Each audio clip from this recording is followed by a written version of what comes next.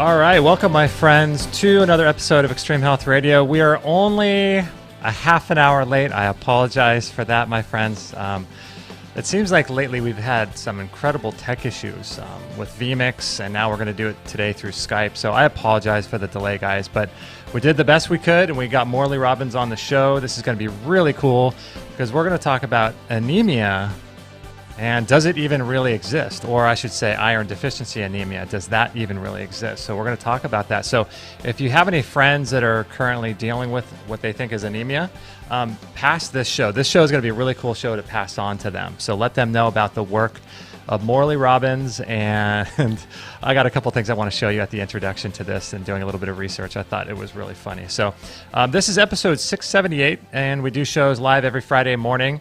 We shoot for 10:45, but sometimes things like this happen and we're a little bit late. So at 10:45 is when we shoot to go live every Friday morning. This is episode 678. So what I will do is I'll put the links to Morley's websites. If we talk about any books, the products that we mentioned on today's show, anything like that, I'll put at extremehealthradio.com/678. Okay, so is there anything else to get to? I don't think so. We've got some good shows coming up. Let me tell you about those if you guys are interested and want to subscribe to our podcast. We have Koss next week. We're going to talk with him about essential oils and cancer. We're going to talk with Adam Bergstrom the week after that, Dr. Stephen Hines. The week after that, he's doing some great work in Texas, South Texas, helping people recover from chronic diseases. Dr. Michelle Lamassa Schrader, we're going to talk with her about recall healing coming up, which is the spiritual emotional connection to all disease. So that'll be really cool. And so if you're listening or watching on whatever platform we're on, make sure to subscribe. And if you can, leave us a rating and review. That would be really, really cool. All right, so I think that's all the sort of housework to get out of the way. If you guys are not familiar with Morley Robbins, he received his BA in biology from Denison University in Ohio.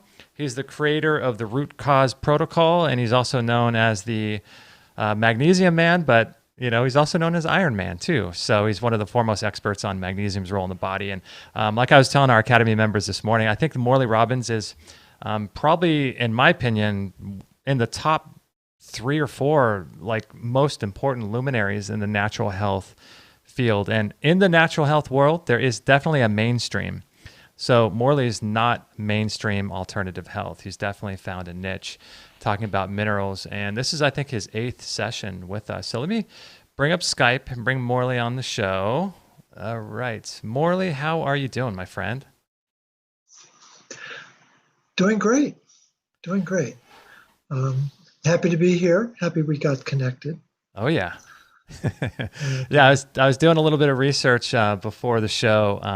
Well, a couple days ago, I was reading the articles that you sent me on copper, which we'll talk about. I grabbed some good pieces out of that. But I was going to share this in the intro. Let me bring this up because I find it really interesting in our talk today about anemia. And this one is from our good friends over at the World Health Organization. We love them, don't we? Yes, I can't wait. The most common causes of anemia include nutritional deficiency, particularly iron deficiency, though deficiencies in folate and B12 are also important causes. Infectious diseases such as malaria, tuberculosis, HIV, and parasitic infections. But Morley, didn't you know that we're going to be that iron deficiency is the cause of anemia? There's no need to do any more research, is there? Let's just, extend our salutations and just move on, right? But what's cool is like you just look into this for, you've been looking into this for, forever, huh? Probably for about 5 or 6 years now. Mm-hmm. And it's the thing is, you have to look at it from a different perspective. So when I read that, and I have read that, what you just posted, I went, gee, the greatest nutrient deficiency on the planet. So I thought, well, let's take a look because of my mineral focus. I thought, let's see what the minerals are that are highest concentration on the planet. Mm-hmm. Who's number 1? It's iron. Iron. 36% of the Earth's composition is iron. Now, the last time I checked, humans are the most evolved species. Mm-hmm. Is that right? Well, there's rumors we to could argue that. We could probably argue that for a couple hours, just that topic alone. But let's accept that we are the most evolved species. So then the most evolved species has lost the natural ability to metabolize the number one element on the planet? Doesn't make sense. Absolutely doesn't make sense. And then if you put on your tin hat and you realize that everything is backwards, then it really changes your whole worldview. Mm-hmm. So let me just break this down a little bit for folks. And doing some research on anemia, it says here, let me bring this up. Iron deficiency anemia is basically what we're going to be talking about today, but it's more than 3 million cases per year of people that are sort of diagnosed with this. And it says here, it's just, it results from a lack of this is from Mayo Clinic. It results from a lack of red blood cells or dysfunctional red blood cells in the body. And this leads to reduced oxygen flow to the body's organs. And symptoms include pale skin color, shortness of breath, lightheadedness, or a fast heartbeat. But what I thought was really interesting, it says that it requires a medical diagnosis and it's treatable only by a medical professional. Right. Isn't that interesting? Yeah, right. So I had an opportunity this summer in July to share my thoughts with Amish farmers, end of July. Uh-huh. And I thought, what am I going to say to really reach that unique audience? Mm-hmm. And so I turned my presentation, which can be fairly robust and technical, I turned it into horses and buggies. Mm-hmm. And they loved it. And when I got to the section about anemia, because it's a big issue in that community as well, I asked them, I said, let's make sure we understand one another. So the whole problem with this alleged anemia of iron deficiency is there's a difference between measuring iron in the blood and measuring iron in the tissue. And they're not one and the same. Mm-hmm. They're not even close to being the same. In fact, Bruce Ames, who's at the peak of his career, was the most quoted scientist on planet Earth. He was a tenured professor at UC Berkeley for decades. Mm-hmm. And he's still alive, still publishing, very talented individual. Mm-hmm. And he published an article with his colleague David Kalilia in 2004 and revealed that, in fact, iron in the tissue can be 10 times iron in the blood. And so when I was chatting with these Amish farmers, I said, let's assume that what you're trying to do is measure the number of bales of hay in your barn, mm-hmm. but you go out into the field and start counting out there. I said, does that make any sense at all? No. And they looked at me and they went, no, that doesn't make any sense at all.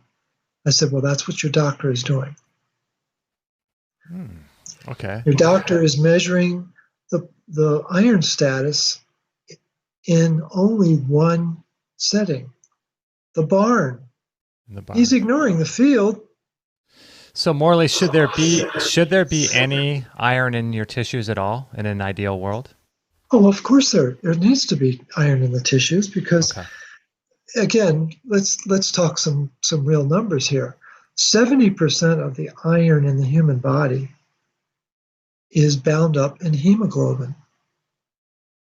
So that's a big bolus of iron. Okay, right. There's another 10% that's bound up in what's called myoglobin, which is a protein that carries oxygen or stores oxygen for the muscles.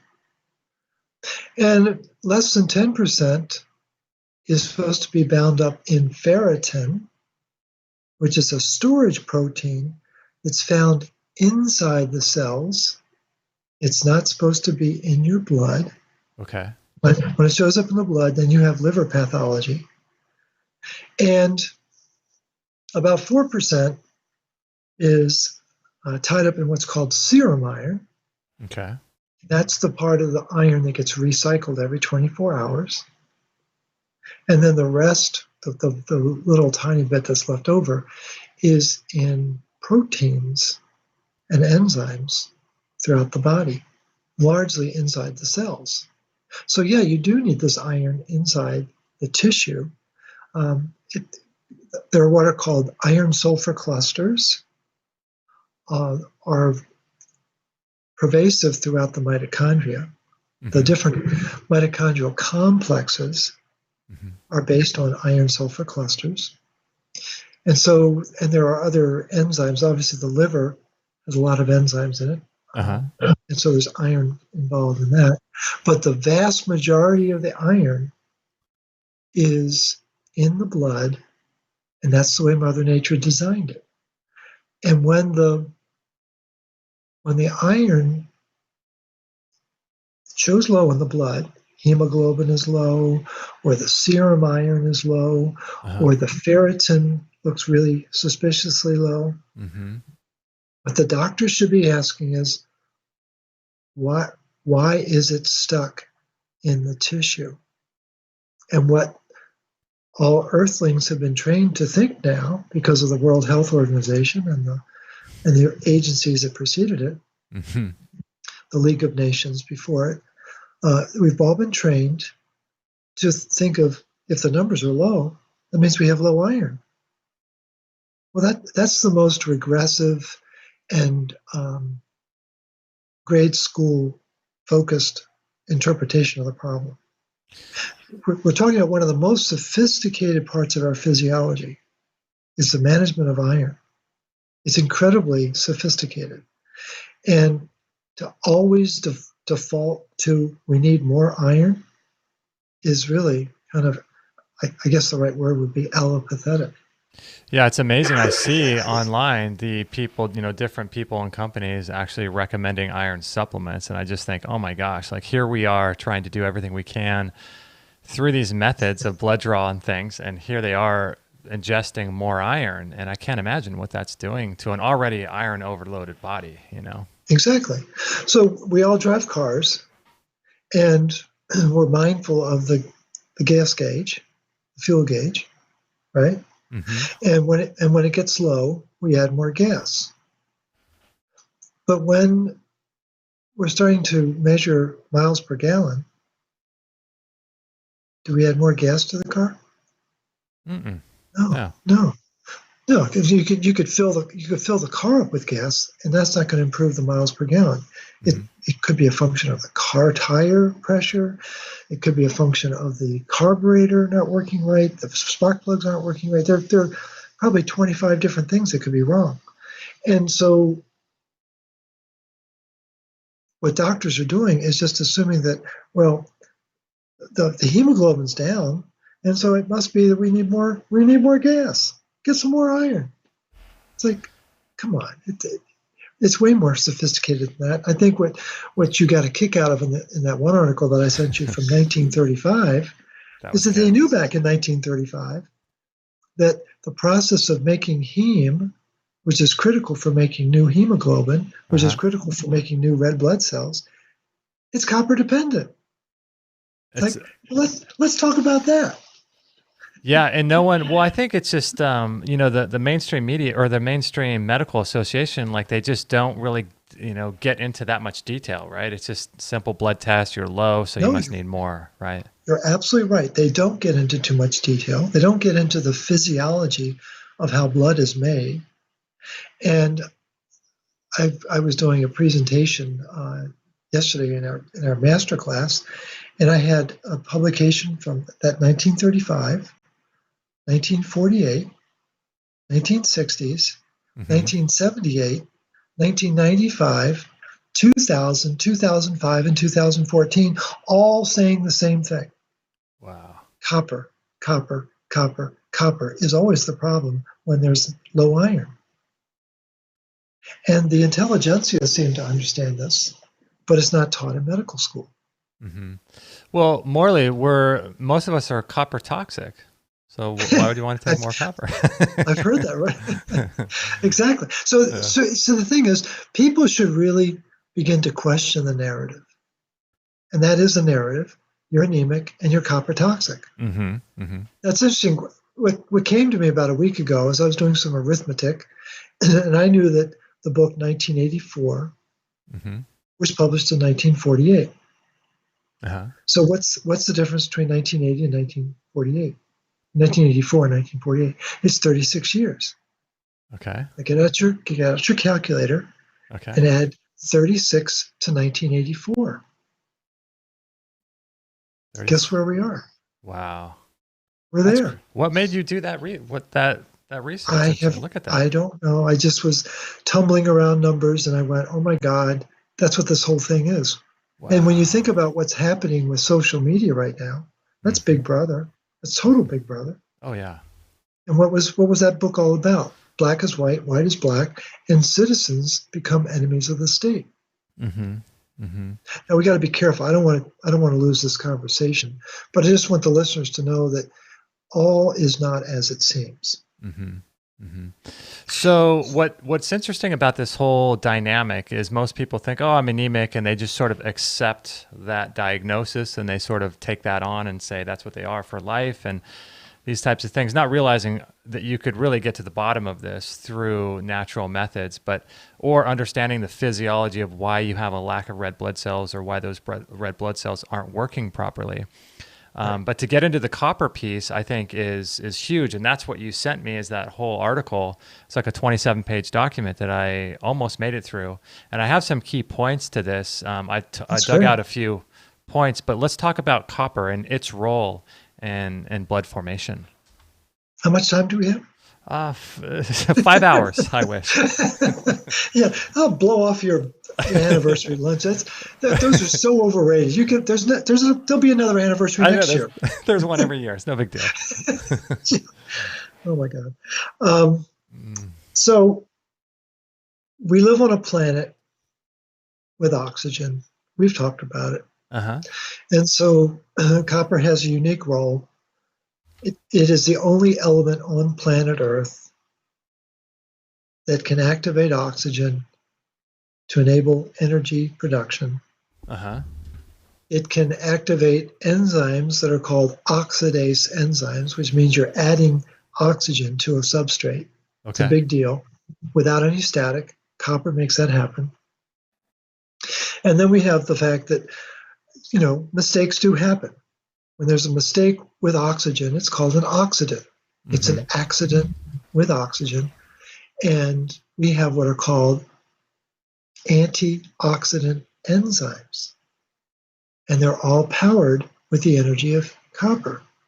So superoxide dismutase, catalase, glutathione peroxidase, paraoxidase, and we can go on and on. But all of these are blockbuster enzymes designed to eliminate the oxidants that naturally occur in our body.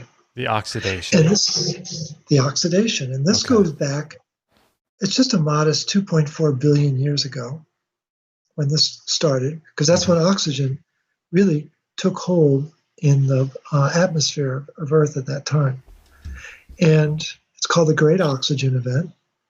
And when you use that as a frame of reference, your understanding of physiology completely changes. Mm-hmm. Because then you understand that copper is here for a reason. It's absolutely essential, but it works through enzymes. It's very critically linked, and it's essentially complexed in these enzymes, the most significant of which is called Ceruloplasmin. Mm-hmm. It was identified and discovered in 1948. And Big Pharma has been vilifying it ever since. Isn't it interesting that the year that ceruloplasmin was discovered is the year they wrote that book? Isn't that fun? You ever thought about that? Oh, is that right? So, yeah. Same year. Interesting. Okay. And so what is lost on most earthlings, and certainly the doctors that they go to, is that copper is absolutely essential to our physiology. It will not work without copper. And in the same way that our computers will not work without silver, the motherboard is filled with silver, right? Well, you take copper out of the human being and it starts to fall apart. And that's exactly what's happening to humanity right now. They just don't realize it. So when I look at copper, and you talk about the ceruloplasmin protein, so that you said a second ago that they've been vilifying that. Now it's my understanding that ceruloplasmin can be created by the liver, but it could also be created in different parts of the body too, right? Absolutely.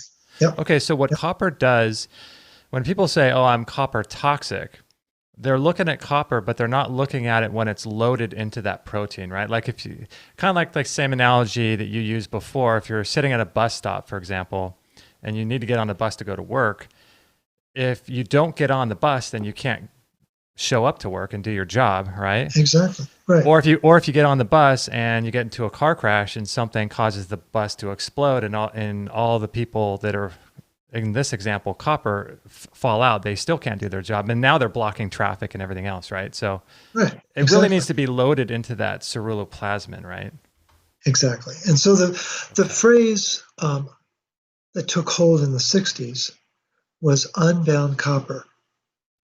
And what Carl Pfeiffer forgot to do, wink, wink, was complete the sentence. The copper is unbound from ceruloplasmin. That's what unbound copper is referring to. Okay. And when copper comes out of its enzymes, can it be reactive? Of course it can. But what's completely unknown is that for every atom of copper, there's 60 atoms of iron in the human body. And so think of copper as a Navy SEAL surrounded by 60 ninja warriors. Interesting. Okay. Okay? And so what people should marvel at is the ability of copper to manage all that iron. That's crazy how it can do that, right? It's being so outnumbered. Yeah. And so in ceruloplasmin, there's supposed to be eight copper atoms inside that molecule. Uh-huh. It's one of the largest molecules in the human body. And so that one molecule of ceruloplasmin is managing 480 atoms of iron. Oh, because it's 60 times 8? Right, okay. So that's an interesting, that's a 1 to 500 ratio. My goodness. And so the power of this mineral is mind-boggling. And I've got 15 different articles from 1948 to 2015 that clearly point out that ascorbic acid causes ceruloplasmin to break apart and lose the coppers. Mm-hmm. I've got articles from the 1960s through the 1980s that clearly indicate that birth control pills were causing ceruloplasmin to blow up and release the copper. I've got a score of articles that talk about how antibiotics cause unbound copper. And I could go on. If we had 5 hours, I could just keep naming different particles in our diet and in our environment that cause this molecule, this critical ceruloplasmin molecule, to break apart. And they've been working methodically to try to lower its expression. So it's so fascinating. So what I want to know is this ceruloplasmin protein that you're talking about that harnesses the copper so that it can do its job throughout the body. Right. My question is, I wonder if it's also doing other things that you're not talking about, or maybe we don't even know about yet, that it's also needed for that are just as important that we just don't know yet. Well, I've identified 24 different enzyme functions from this one protein. 24. 24. So wow. Do you need roller skates? Yeah, I can do that. You need a skateboard? You'd rather skateboard? Okay, I can do that. Oh, you want a tricycle? I can do tricycle. Oh, you want a bike? Oh, all right. You want to motorize it? Oh, yeah. Oh, you want a motorcycle? Okay, I can do the motorcycle. Wow. Oh, you want a car? Yeah, I can do a car. You want a sports car? Yeah, do that. Oh, you'd rather have a boat? Yeah, I can do boat. Oh, you want a plane? Well, we can do plane. Oh, you'd rather have a rocket? I can do rocket too. Wow. And it goes on and on and on. And it drives Big Pharma crazy. Why? Because Big Pharma is based on one gene Yeah. one function. That's it. Okay. Don't you start talking about the fact that one protein can do multiple functions. That blows their model That's apart. too much. Do we know if, so when, let's say like birth control you mentioned, or let's say silver, you talk about that as well, ascorbic acid, these things cause the ceruloplasmin to break apart and for copper to become unbound from ceruloplasmin. Do And we therefore know if unused. it, do we know if that ceruloplasmin, now that it leaked out copper, is it still able to do those other 23 functions, or is it just dead altogether? Again, your bus analogy is a great one.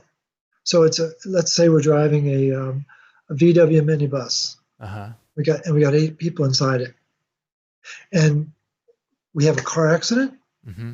and all 8 people come out. Okay. What do you do with a car? Can't drive it. It Oh just my sits there. gosh. The car can't drive itself, can it? Well, nowadays I'm sure they're going to No, make that that's right. Bad change. analogy, right? Yeah. But what was I thinking? Yeah, of But that's course. interesting. Yeah. So not only does it leak out copper, but it also causes it to not work for those other 23 functions as well. So that's really fascinating. You think that's an accident? So I wonder if it is. So what happens in the body? Where does all this dead ceruloplasmin or inactive ceruloplasmin go? It Do we gets know? degraded in the liver, and then eventually it'll work its way into either your feces or your urine. Wow, that's amazing. So here's the interesting thing. This is fascinating, and this was some research that Jamie Collins at the University of Florida in Gainesville did. Hmm. Again, we have fully loaded ceruloplasmin, Hmm. unloaded ceruloplasmin, right? Hmm. So fully loaded ceruloplasmin lasts about 6 days. Unloaded ceruloplasmin, 6 hours. What does that mean? Like not fully loaded with copper or with no Yeah, copper? it means no. It's an all or nothing function. Oh, I It see. isn't like, oh, well, oops, one copper came out. We'll just go back and get that. No, Okay. as soon as it loses its structural conformation, it's like whoop, all the Whoa. copper comes out. So do we know if other substances besides copper go into ceruloplasmin? Well, there are 1,066 amino acids, Okay. so it's a fairly robust molecule That's that our amazing. that our body and our like you said, the liver, and there are many other tissues that make it. What should fascinate the listeners, especially of the female persuasion, especially if they're thinking of having children. Uh-huh. See, you guys don't need to worry about this because you've got We're twins, right? we're done, You're yeah. you're done. Okay. Yeah. So, but there are 3 proteins expressed in the pregnant woman's body that all have what's called ferroxidase enzyme function. Okay. And what that means is it's able to work with iron and to prevent it from kissing iron to create chaos. And so there is ceruloplasmin, there is hephaestin, like the act or the in the mythology of the forge, there was a individual called Hephaestus, but this is called hephaestin. And then there's third is called cyclopin, Oh. as like Cyclops, Uh-huh. who's also in that same myth. So we've got 3 different proteins that are all expressing this ferroxidase enzyme, and they're managing the regulation of copper and iron in the womb, in the placenta, and in the baby to manage the flow of metals between mom and baby. Wow. And so, what I find utterly fascinating is the fact that no birthing practitioner even knows what I'm talking about right now. They don't measure those 3 proteins. And what do birthing practitioners fixate on? Time status, Uh-huh. vitamin D status. Mm-hmm. That's what they're most concerned about. They don't even think about the fact that retinol, which is essential for loading those three proteins, is also essential for ensuring optimal brain function for the fetus. No talk of that at all. So, do we know if retinol, which is true vitamin A, it's not beta carotene from carrots. This is like true vitamin A, retinol from animal fats. Do we know if that is the only substance that loads copper into ceruloplasmin, or are there other substances that can help with that as well? It's the only one that I've been able to identify, and it's Interesting. Barber and Cousins, 1987. They were noted researchers back in the day, and they identified it as, it's called 13-cis retinoic acid, which is a hormone form of retinol. Well, I'm just glad we're getting off the animal fats then. Then we'll be all, a lot healthier. That makes sense. Drives you crazy, doesn't it? Isn't that Yeah. amazing? It is amazing. We gotta go green, don't we? So the whole concept of your program is this harnessing of oxygen, being able to utilize oxygen properly. And there's the two phases to that, is to lower the amount of iron that's coming in, right? Activating that reticuloendothelial system to make iron every day, and then bringing up copper so that you could make more ceruloplasmin. So what I'm interested in is, like, how can we make more ceruloplasmin if we're bringing in more copper? Can we do that? Focus on that? Yeah, that's the whole purpose of the RCP, of the root cause protocol. So we can make more of that, and so it really gets down to liver health then too. Well, it gets down to liver health, obviously, but it's also the brain has ceruloplasmin. There's 8 times more ceruloplasmin in the retina of the eye than in the brain. It's a big deal. Really? If the eye doesn't have ceruloplasmin, it doesn't work right.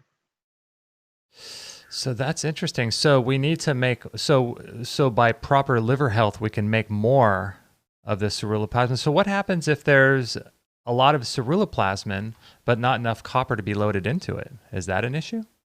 Of course it is. Okay. If people don't have copper in their diet, again, when you go back in time with the research, they were recommending 3 to 5 milligrams of copper a day. You know what the RDA is today? No, what is it? 0.9 milligrams. 0.9. And how far back was 3 to 5? Back in the 30s, 20s and 30s. What, do they have any justification for the change? I've never. Or do we want to get conspiracy theory? Yeah. But I think people can connect the dots.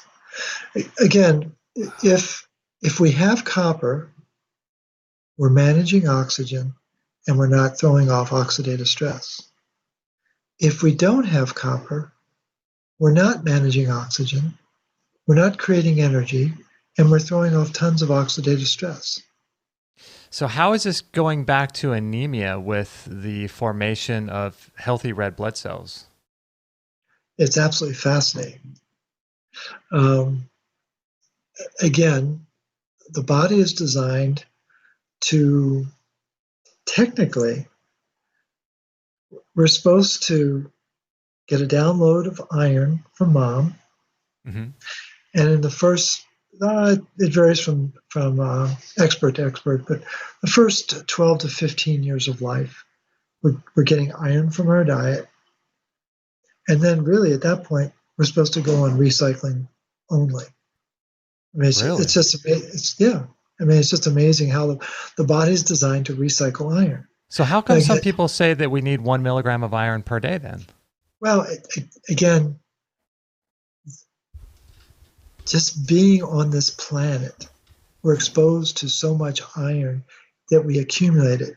And what the experts like Robert Crichton and Gutteridge and Hallowell and Douglas Kell and people of that stature, this is at the top of the iron biology pecking order. They theorize that it's about 1 milligram of iron that we accumulate every day we're on the planet. So for those who are curious Georges and want to know what's going on, with their body. Take your age, multiply by 365, and you'll have an idea of how much iron you have. And it's going to be probably about 15 to 20,000 milligrams. Uh-huh. And women should have 4,000 milligrams. And guys should have about 5,000 milligrams of iron in their body. And wow. the recycling system is run by copper, very clearly noted. And as you learn from reading that article, the whole process of making new blood, making new heme, making new hemoglobin is copper dependent. And so if you don't have, you got to have energy to make new blood. You've got to have iron sulfur clusters to make new blood. And you've got to have an antioxidant enzyme called catalase. If you don't have those three, you can't make new blood. Well, guess what? You got to have copper to do all three of those. Now, we're with Morley Robbins. This is episode 678. And Morley, I'm going to ask you when we get back from the break. I have a couple different things I want to pull from that article that you sent me about copper, and we'll talk about some of that. But also I'm curious if you worked with people in your root cause protocol with anemia, and I want to see if you've had any success stories and things like that. Sure. But if you guys are enjoying this show, please pass it on to your friends, and I'll put the links to everything at extremehealthradio.com/678. And we're going to be right back. We're going to take a little break and learn about colostrum, and we'll be right back right after this.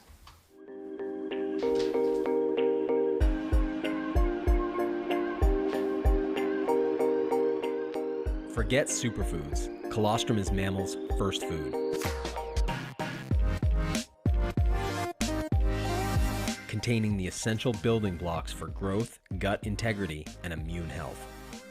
Often referred to as liquid gold, colostrum is known to balance immune function, support digestive health, and increase endurance and lean muscle mass. Colostrum's naturally balanced and living nutrition, which supplies growth and immune factors, is a delicious dose of restoration that's easy to use in powder or capsule form. Clean, conscientious, tested antibiotic-free, and produced in a U.S. GMP certified facility, it's your first food for second chances. Yeah, guys, I just absolutely love colostrum. It's such a great product. And by the way, too, there's a lot of sales going on right now with Black Friday and things like that. I wanted to let you know, too, that our saunas that we love so much, the Relax Far Infrared saunas, are available right now with the coupon code. Let me get the coupon code for you. It is for, Black Friday. Black Friday 20 is the coupon code for our Relax Far Infrared saunas. But let me bring up the colostrum so you guys can take a look at it. It's really a great product. I love it myself, and we use it in our coffee every day. We use it in our smoothies. Our kids love it. This is just great stuff. And if you want to support the show and support everything that we do here at Extreme Health Radio, make sure to go through our store, biochargeme.com. If you're looking for good products and great tools like the sauna, the rebounder, stuff like that, we'd greatly appreciate that. So also I want to tell you too about our Bellicon Rebounder, and that's this guy right here. This is a really great machine to help cleanse your lymphatic system. And I just love this Bellicon Rebounder. And here is a buddy of ours, Jason Prohl, talking about jumping up and down on a rebounder. It's pretty cool. And I will say that the rebounder, doing it outside, is the greatest thing you can do, because getting outside with the light, we actually know that light, particularly sunlight, is the most beneficial, actually charges the water and actually creates a motor-like effect. And this actually impacts the lymphatic system. So blood flow and lymphatic system will actually improve just by getting outside. Now, when you rebound, you're actually increasing that further.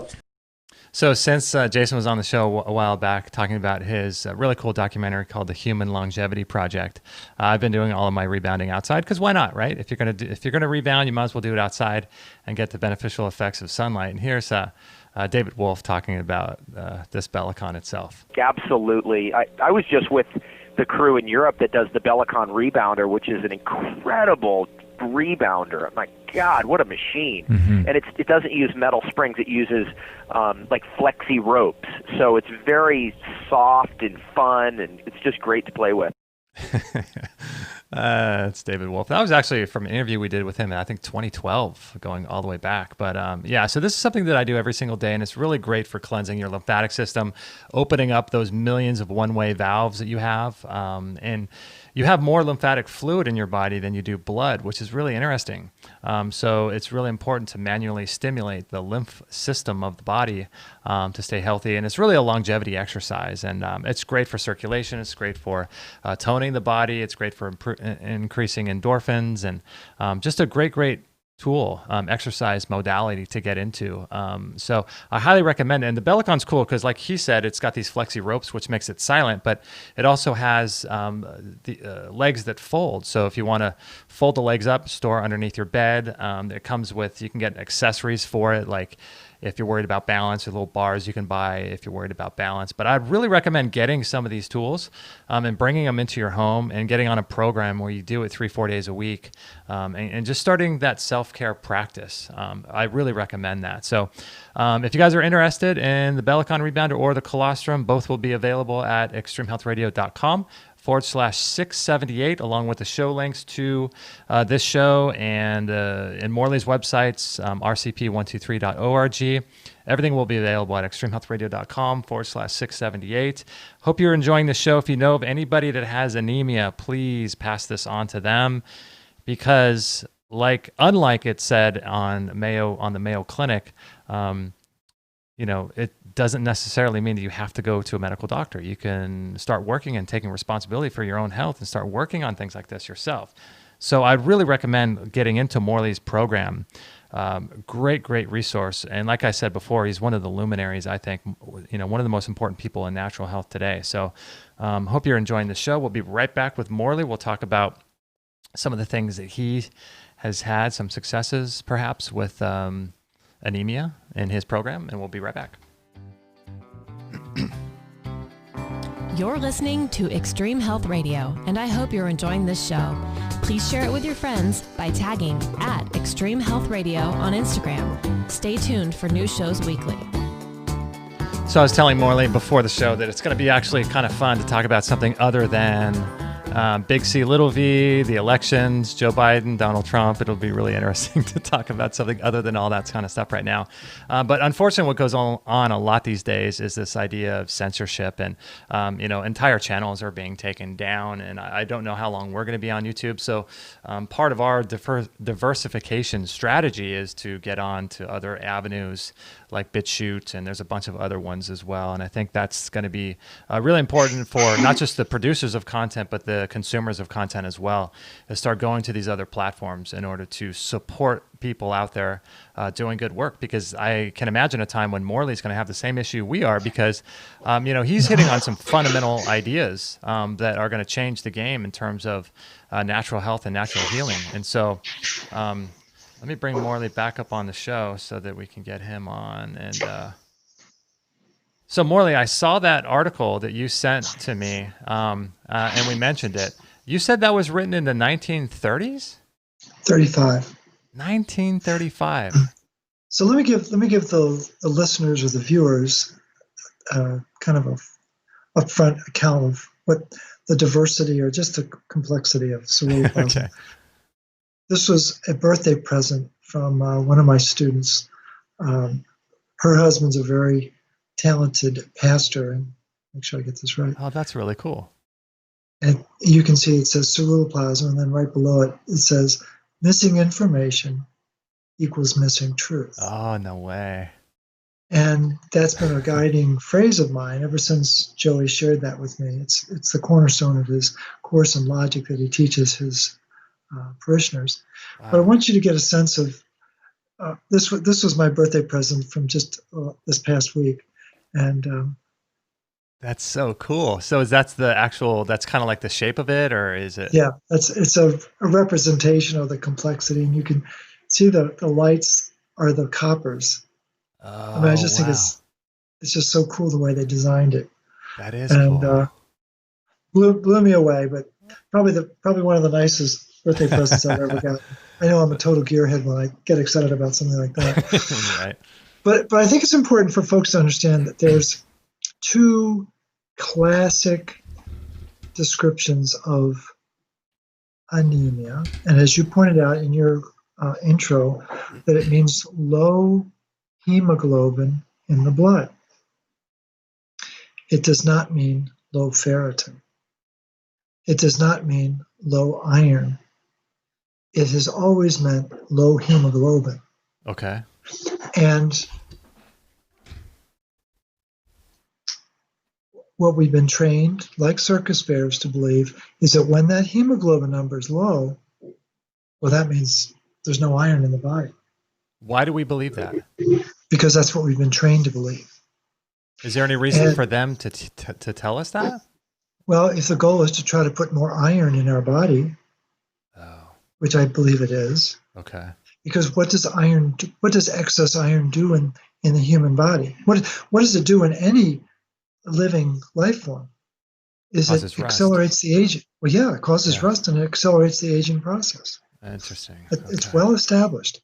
And so it's a way to accelerate the aging process, increase the chances for accidents with oxygen. And the whole other paradigm is called anemia of chronic disease. It's also called anemia of chronic inflammation. What do you mean in another whole paradigm?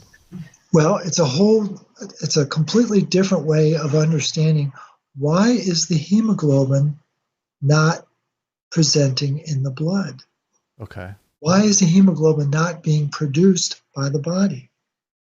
And it turns out we're probably going to have at least one other show just to talk about this, because it's going to get into a fairly big area.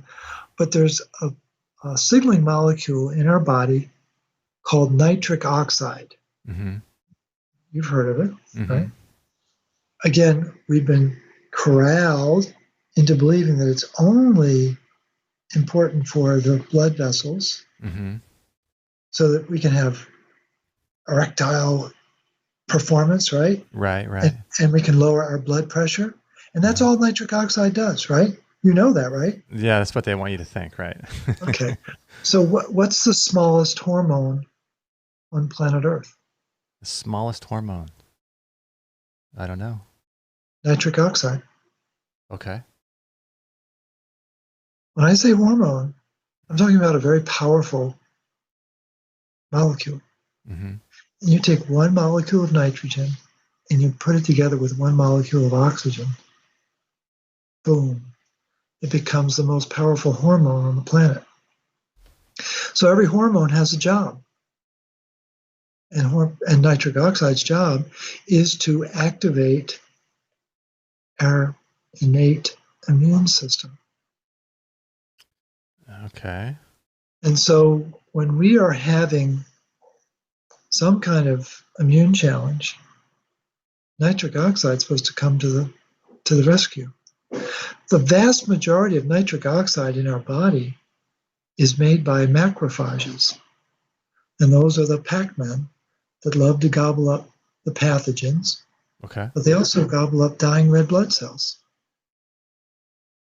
And they have a completely different enzyme function for spewing out nitric oxide. It's called inducible nitric oxide. Mm-hmm. Very important. It's incredibly important.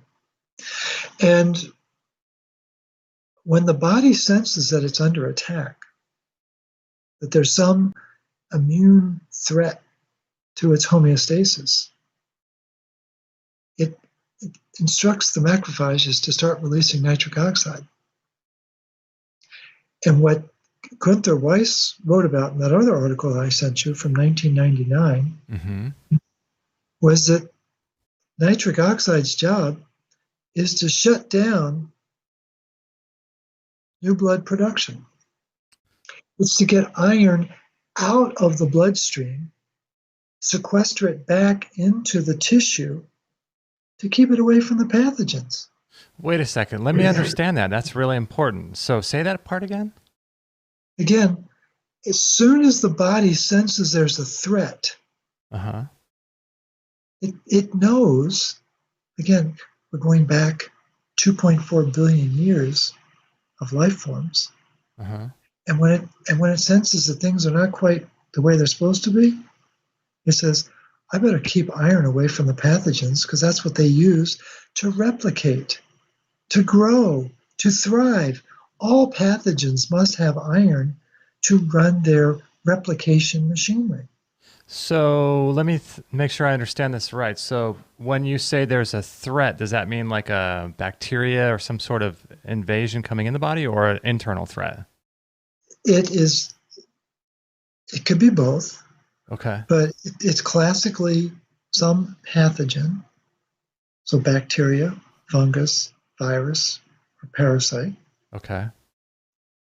Or it can be inflammation that is a perception that the oxygen is not being burned right. Mm-hmm. So you got a problem somewhere.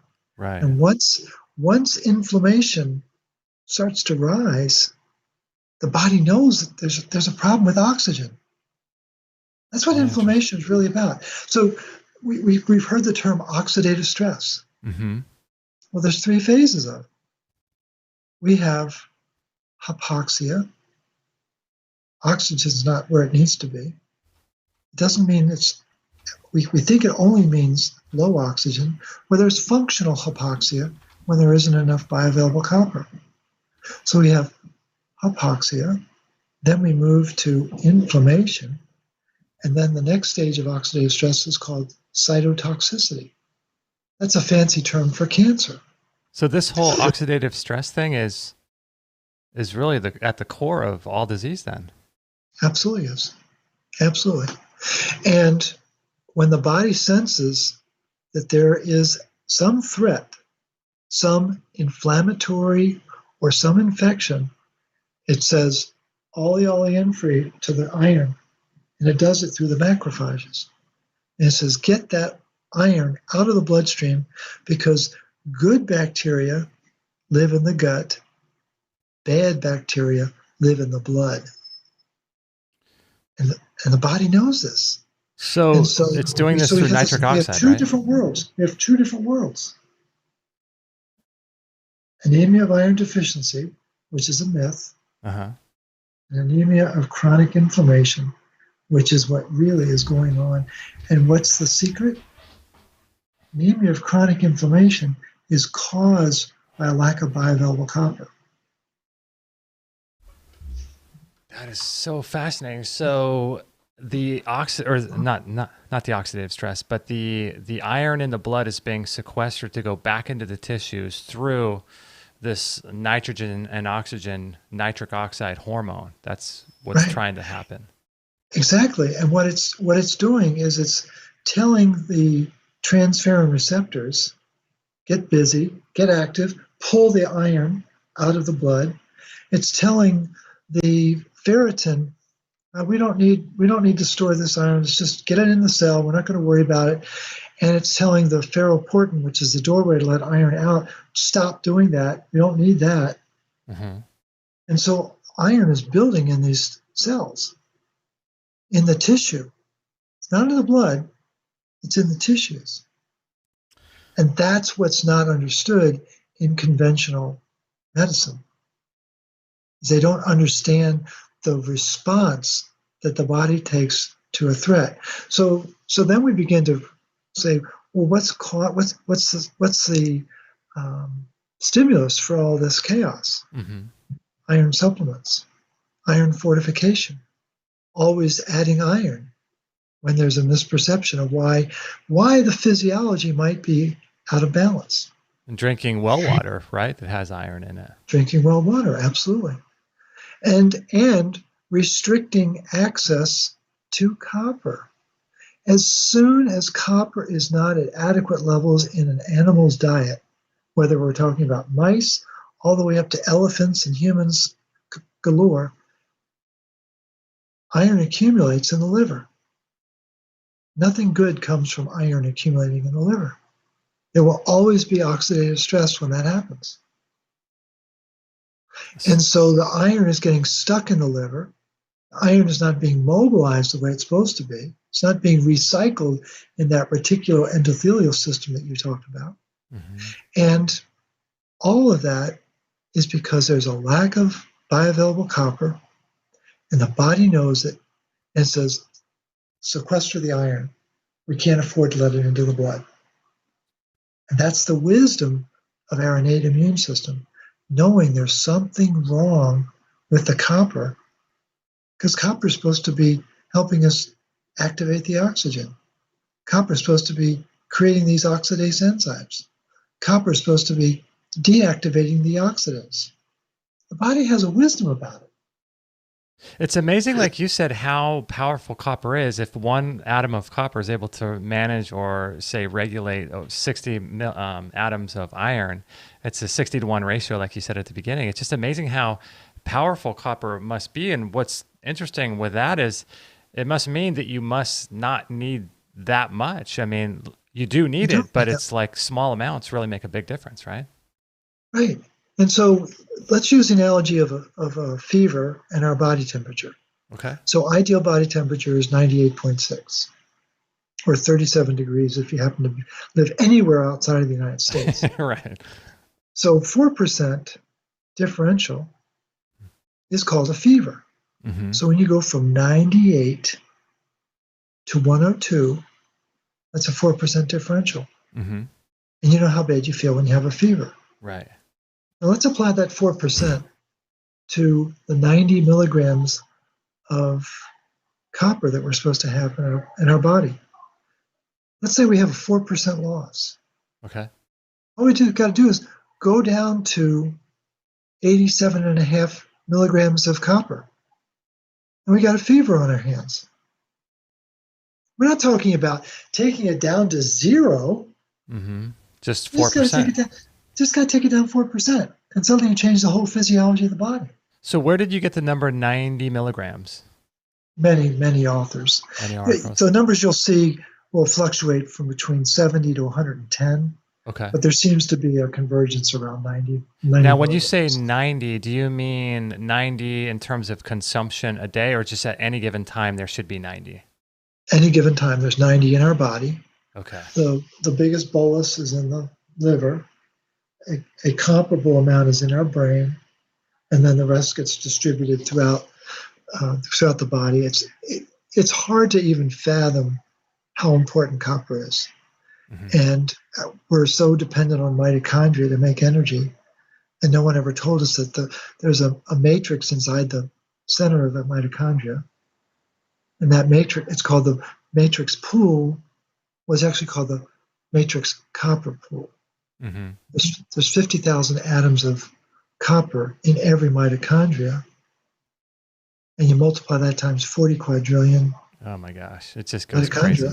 Yeah, it's just so we're getting back into some really big numbers that are they're not openly understood or discussed in conventional healing circles. So people are going to ask, obviously, can I supplement with copper, and or what are the high copper foods? And we'll get to that in a second. But I want to ask you, without, like we talked about before, the retinol and the true vitamin A, how much retinol do we need in order to make sure that that 90 milligrams of copper is active and functional and loaded into ceruloplasmin? How much do we need to eat a day, do you think, of vitamin A? Probably about 3,000 IUs will do it. I mean, there are people who get more than that. If you study the research of Weston A. Price, it was a multiple of that they were having in their average daily diet. How do I know what that is if I eat like a couple eggs and I eat beef tallow, I cook in beef tallow, I eat, all kinds of animal fats? I wonder how you calculate that. You can use the nutrient tables to begin to accumulate what's the amount. Okay. What we're going to bump up against is the fact that the nutrient tables, they look really cool on your phone or your computer, a lot of eye candy, but they haven't been updated since the 1950s. Why would we want to update them? Do you think the soil might have changed in the last 60, 70 years? Oh, just the 80% loss of copper in the soils too, right? Mm-hmm. Interesting. Yeah. So I'm going to be talking to a group of cattle farmers this coming Monday night. I have a 15-minute window to explain to them how important copper is. Now, the beauty of this group of farmers is they do needle biopsies of their cattle once a year to see what their status is from a mineral standpoint. Where do The they liver needle biopsy? right into the liver. Really? Ouch. You first. Yeah. It's I'm sure it's painful, but they want to know what's the mineral status of our cattle. God bless them for that. Yeah, that's great. And what do you think is the consistent mineral that's deficient in every cow? Well, are they eating grass or what are they eating? They're eating grass. They're eating grass? I would have to say copper. That's exactly right. And So, even though they're eating grass. even though they're eating grass, again, we are what we eats, and can assimilate. And so if the copper is not in the soil, it doesn't get into the vitamin C in the grass, which means it doesn't get into the cow of the cattle, which means it doesn't get into the liver. And what these farmers want to hear is, why is this so important? Wow. That's interesting. They reached out to you to find that out. Yeah. So maybe I'll just send them this conversation. Oh my gosh. Take a little more than 15 minutes, but the point is, at least they want to know. At least they want to learn more. At least they're committed to creating healthy cows and cattle. I don't know what the difference between a cow and a cattle is. Cattle is more robust. More robust, yeah. Yeah, right. Well, it's interesting Cows because are just making milk. Joe Salatin always talks, the famous farmer always talks about how, people label him as a farmer, but really what he really says is he's a grass farmer. Grass farmer, right? Exactly. Absolutely. Yeah. And that's all about minerals in the soil. And he understands that. But the dilemma is that what farmers really should be doing before they plant any seed, they should be spraying copper sulfate on the soil, 10 to 15 pounds per acre. Mm-hmm. And boom, it's going to change the quality of their produce. So we could do this in our backyard garden as well, right? Yep. Sure. Copper sulfate. Where would one get that? A feed and seed store. Really? They understand that much to be able to sell that.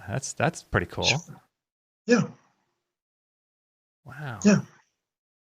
That's interesting. So is that true that there's an 80% loss in copper in our food supply?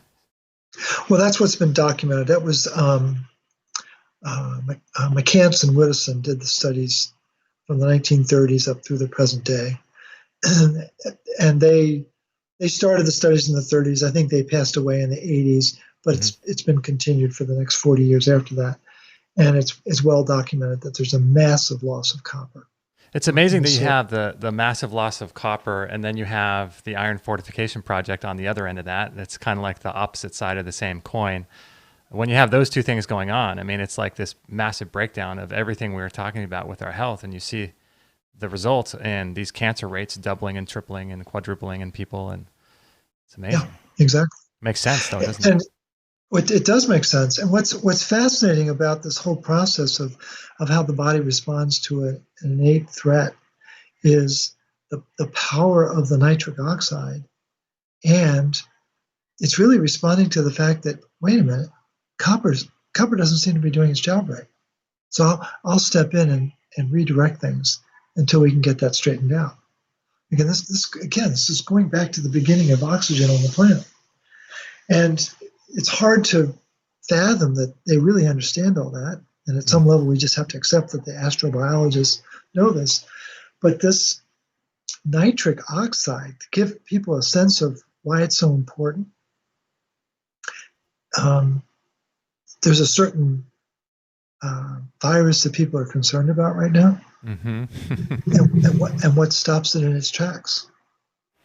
Nitric oxide. And you may recall that our current occupant of the White House came down with this alleged virus and got a medication. Do you remember what the medication is? Oh gosh, no, I don't know. I don't remember the name. It's called remdesivir. That's right, remdesivir. Remdesivir. Guess what it does inside the body?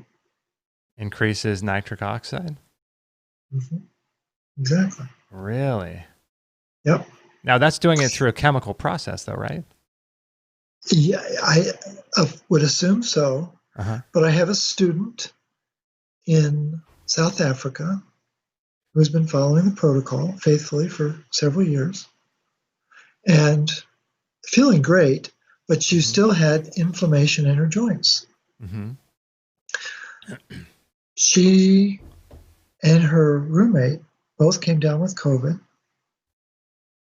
and went to the doctor, and they both got remdesivir.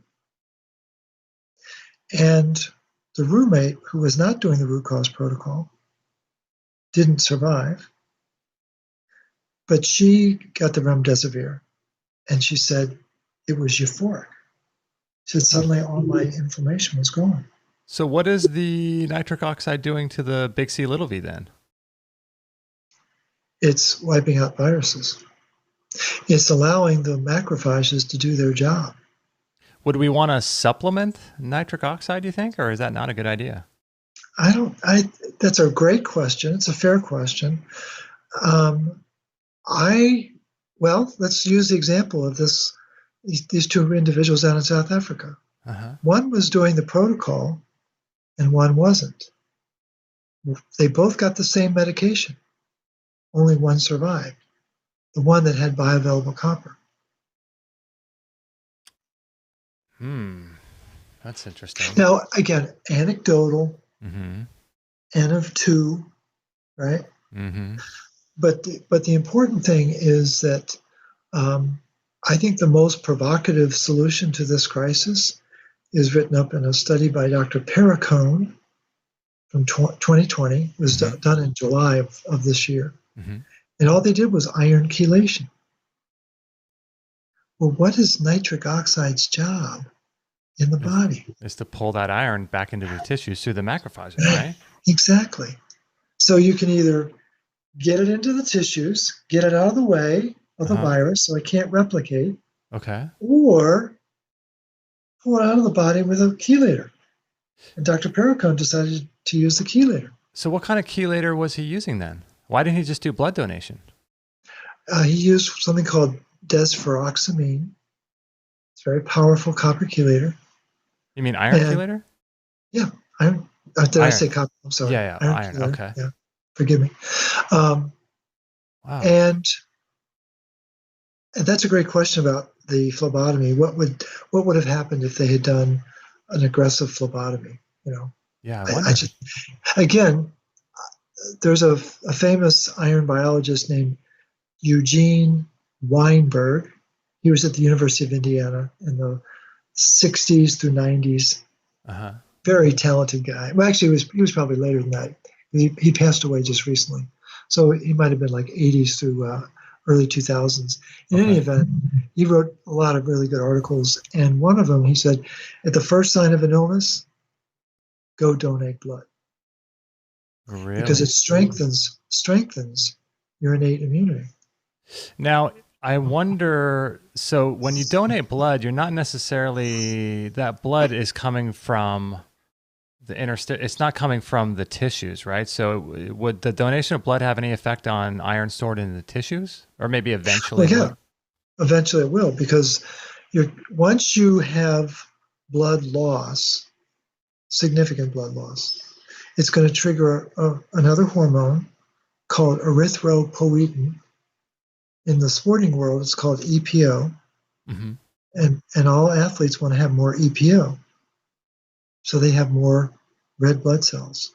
So they have more oxygen. So they have more energy. So they have more bling at the winner circle. Right? That's what EPO does, is it makes sure that there are two signals that it sends out. One is telling the bone marrow, hey, we need some new red blood cells. The other signal is telling the organs, let go of the iron you're holding on to. We need it in the bone marrow. Oh, so when you do a blood donation, it actually does that as well with this stored iron in your tissues. Exactly. Yeah. That is interesting. Is the bone marrow the only place where we make new red blood cells, or can that happen in other areas? Do we know? It's the only place I know about. Yeah, that's all I've heard as well. They're called nurse cells. It's fascinating. The technical term for them is hematopoietic stem progenitor cells. Oh, It's geez. easier to say nerve cells. And they hang out in the bone marrow. And it's a very fatty environment. Got to have fat down there. Got to have retinol down there, right? And one of the great gifts of the work of Sally Fallon at Weston A. Price is to get people connected to the fact that retinol is the choo-choo train that the body uses to get minerals into the bone. Oh, interesting. Okay, so I was always focused on retinol as sort of the primary nutrient to, load copper into ceruloplasmin. But what did you just say? It's a choo-choo train for the minerals. For the minerals to go where? Into the bone. Again, the skeletal structure is a mineral bank. It's a bone mineral bank. It's a mineral bank. Yeah, and again, we have. What you have to understand is, go back to when we were in high school, we had a biology textbook. And you open up the page, it talks about cell biology. Yeah. And there's a picture of a cell. Right? And there's a nucleus, and there's an endoplasmic reticulum. There's one mitochondria. One mitochondria, right? Yeah. Well, it turns out the average cell has 500 mitochondria. Right. It's a very different world inside our bodies as opposed to the world inside those textbooks. Yeah. Morley, this is so cool. I wish I could spend all day. Unfortunately, I'm up against the clock today with my anniversary with my wife. I know. I'm happy to have this time together. I'm really excited. So one final sort of thing, I want you to sort of talk a little bit about as we wrap up. If you have anemia, what should you do? And follow the root cause protocol, right? And go to your website and start following that. Do you think, or let your doctor know about that? Well, again, it depends on what kind of relationship you have with your physician. I don't want to get in the middle of that. But what I would encourage people to do is research anemia of chronic inflammation or anemia of chronic disease.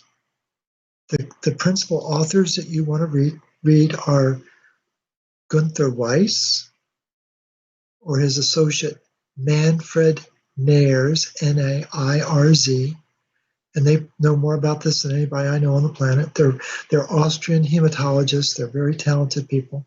So I just challenge your worldview with some new information. Don't go to the internet and assume that that's going to be the best and only information.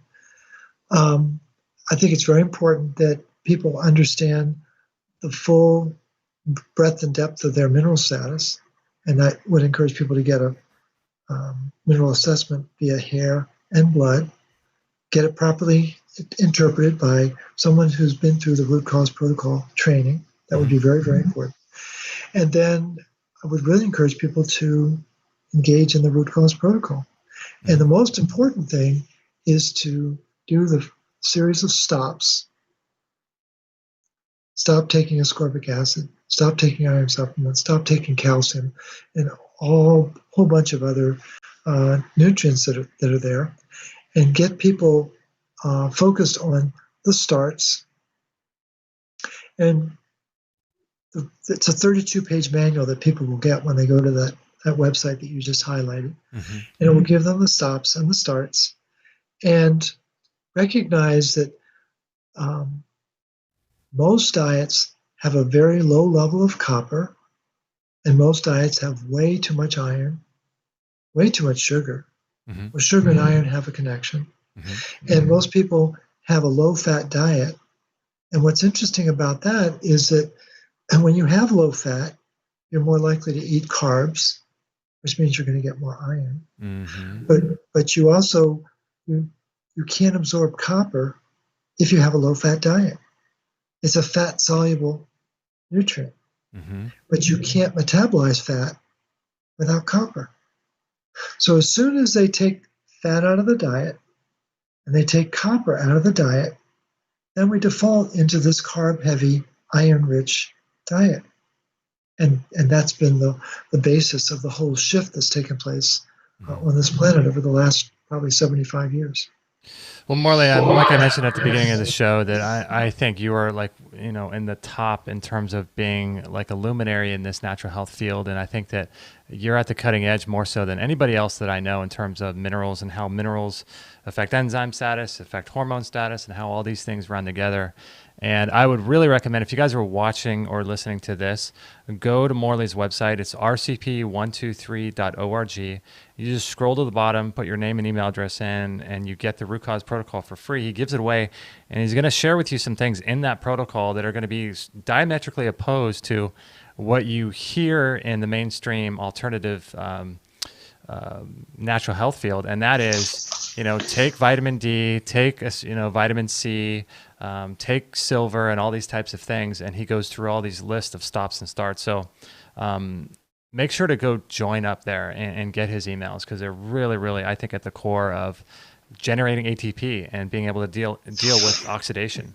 So Morley, that was my little plug for you, but I just think what you're doing is so great. That. Yeah, I think what you're doing is just amazing.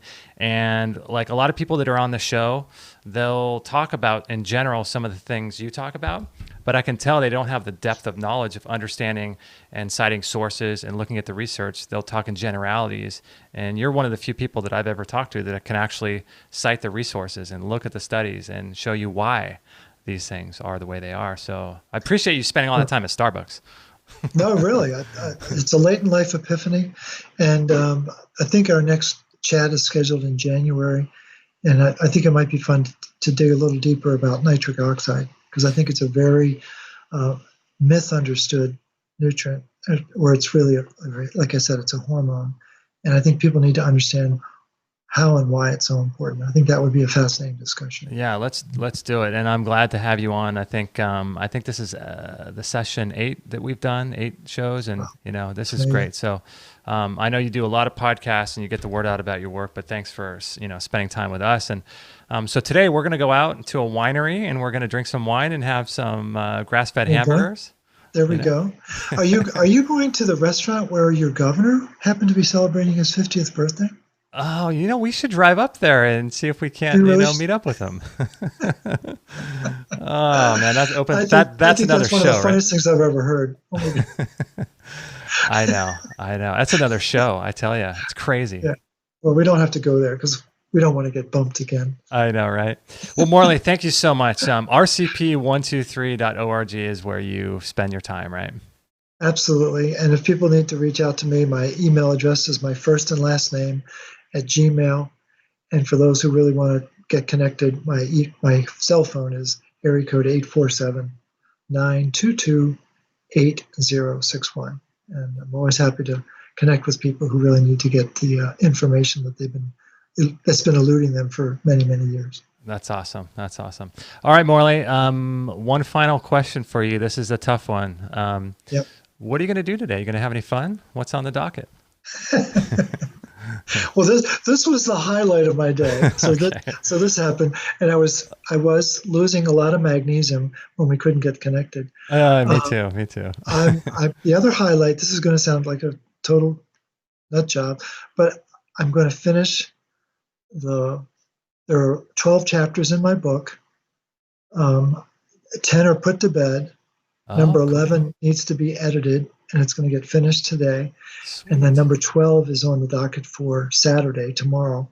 And then that puppy is done. Oh, wow. And that's going to be something we're going to be talking about in 2021 when it gets published. So that'll be a focus. Cool. What's the name of that going to be? What's the name? The Root Cause of Fatigue. Ooh, nice. Okay. That's going to be great.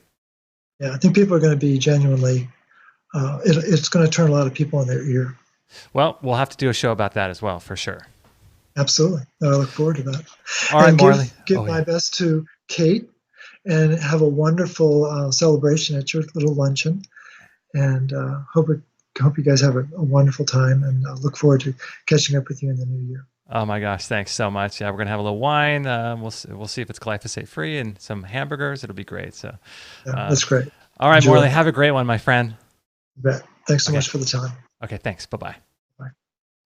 All right, guys, there you go. Mr. Morley Robbins. And I apologize. Like I said, we were just running out of time today, and I'm supposed to be at home 5 minutes ago.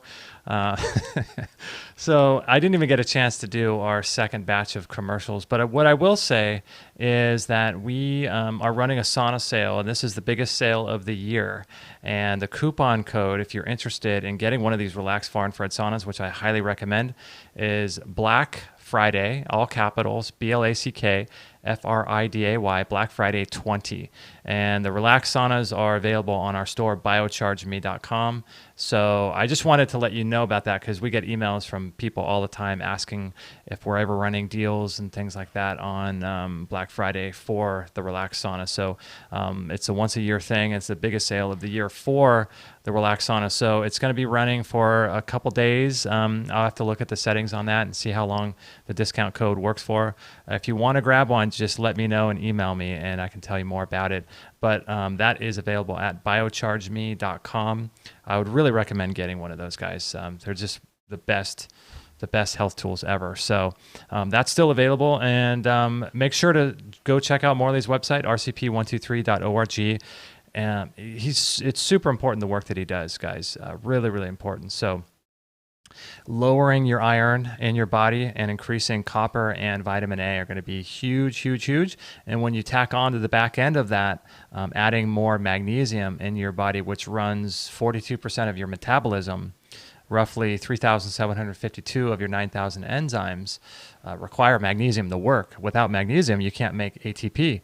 Your mitochondria don't function properly. So magnesium you got to have a magnesium protocol for how you're going to get this in your body. So super, super important, and be able to utilize it as well. So anyway, if you guys are interested in putting these pieces together, the light piece, the light water magnetism, the biohacking, the spiritual side of everything, the emotional spiritual side, which I think sits above the minerals and the light, is the first place to start, is your family constellation, is your emotional spiritual connection. This invisible process is a lot of times what holds on to our current health challenges. So dealing with these things from different angles, all the way down to the physical, chiropractic manipulation, vitamins and minerals, these types of things. It's a comprehensive approach to healing. And I think that we all need to focus on every one of those layers. And I would encourage you guys during this time of craziness, like, during this just craziness in the world going on today, focus on your health, focus on your mineral status, your stress load, your detoxification pathways, your liver health, and really, really pour into that for yourself. So anyway, guys, I got to go. We're going to go out and enjoy ourselves. 15-year anniversary. Whoops, almost knocked over the plant. Our little 15-year anniversary. 2005, we got married. So this is a fun day. So love you guys all very much. Thank you again for your support. Check out extremehealthacademy.com if you guys want to join that. That is our academy. And make sure to join up over at Morley's website, rcp123.org. Just a really great guy doing awesome, amazing work. So love you all so much. Please pass this show on with your friends. And if there's ever anything we can do for you, please let me know. I would love to help you out in any way we possibly can. So love you all. See you next week. Make sure to subscribe to our newsletter, so in case we get kicked off of YouTube or Facebook, you'll get updates to our shows. All right. Love you guys. Bye. No material on this blog is intended to suggest that you should not seek professional medical care. Always work with qualified medical professionals, even if you educate yourself in the field of live food, nutrition, and alternative medicine. I'm not a doctor, nor am I offering readers medical advice of any kind. None of the information offered here should be interpreted as a diagnosis of any disease, nor an attempt to treat or prevent any disease or condition. While information in this blog is discussed in the context of numerous conditions, it can be dangerous to take action based on any information in this blog or to start any health program without first consulting a health professional. The content found here is for informational purposes only and is in no way intended as medical advice, as a substitute for medical counseling, or as a treatment/cure for any disease or health condition, and nor should it be continued as such. Always work with a qualified healthcare professional before making any changes to your diet, prescription drug use, lifestyle, or exercise activities. This information is provided as is, and the reader/viewer assumes all risks